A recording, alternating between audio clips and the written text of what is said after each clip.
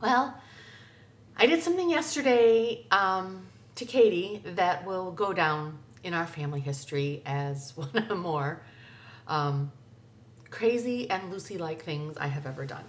So, I got to school really early at about 4 o'clock, and she was supposed to be done at 4:15. So I was going to go down and observe her little group, but I just thought, oh, I'll just stay up and sit in the lobby. So I read a bulletin and was sitting in the lobby, and she was done um, about 4:20 and came looking for me. She didn't come up the stairs that I thought she was going to come up. So she came looking for me, and she has her big backpack and her a bag of snow clothes. So she's got lots of stuff in her hands. And so we walk out to the car, and the car is parked on a side street facing, in the direction to head home. And there's snow on the side, so you can only get in one side of the car. And I'm yakking away to her because I had heard the kids not listening to their leader very well. And so I was yakking away and saying, you need to listen, and it's frustrating when kids are loud and screaming and what was happening. And so I was talking to her about that. So I'm yapping away, and I open the door to get in the front, and she opens the door to get in the back and starts putting her stuff in there. And I keep talking about destination imagination and listening to your leader, and I drive away, and I get, all the way down. It's like a half a city block, and I get to the corner, and I see a bus in front of me. So I'm gonna go left, and I head left, and I go up over the bridge and think, oh, this is the shortcut, and I turn down right, and I'm heading down Fox Street, and I'm gabbing away, and finally take a breath, and Katie's not commenting much or at all, and I just figure she's being lectured and she doesn't want to make any comment. So I finally take a breath and I say, so how was your day? And she doesn't answer me.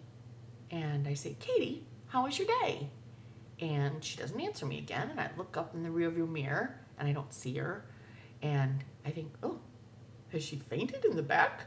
Something happened to Katie? So I stop in the middle of the street, and because there's no one on the street, I stop and I turn around and I look, and I can't see Katie. And I realize she's not in the car. So I go down and I come around. I mean, I've been gone for 4 minutes, not a super long time. Went about a half a mile. So I come back around and I'm coming down the same street looking for her, and she's not in the street, and I know she must have run back into the school. So I come around and I park in front of the school, and I can kind of see commotion in the glass doors of the school, and I come out, and the door opens. It's one of the teachers, and Katie is sobbing.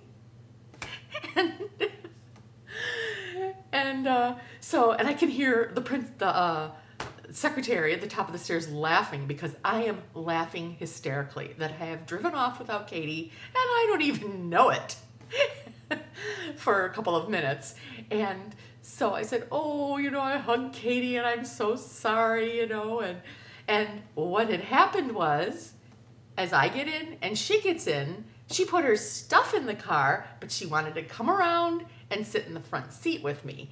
And so on her trip around the back of the car, I just took off, and she stood in the street and watched me go. But she just didn't stand there. I said, Katie, what did you do when I drove off? And she said, I ran after you screaming, Mom, Mom, stop!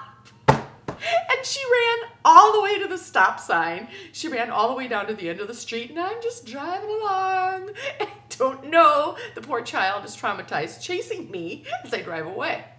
So anyway, I get her, I take her, and I'm just laughing, and those teachers, and they just must think I'm the craziest mom, because I thought this was hilarious. And poor Katie is crying, and she got over it, and she got in the car. And I was sure she was there, and we drove off, and we laughed about it the whole way home, which was 23 minutes. But anyway, she laughed and laughed, and We just couldn't believe it. And I said, and just this morning as I was finishing up my picture, so we came home and I took pictures of her running down our street to reenact how she was acting. But she said she had her arms out and she's like, Mom, stop! She said there was a man shoveling and he didn't say much or do anything. She said he didn't really even look at her. So anyway, she's okay now, and we will always remember this funny story. And I asked her, so what did you say when you got to the end of the street and you saw that I wasn't coming back? And she said, I said, dang it. So anyway, she's okay. And she sat in the back seat on the way to school today. And when I looked in the rearview mirror, I could see her little hat. So I knew she was there. All right. So that's my crazy story. Mother of the Year.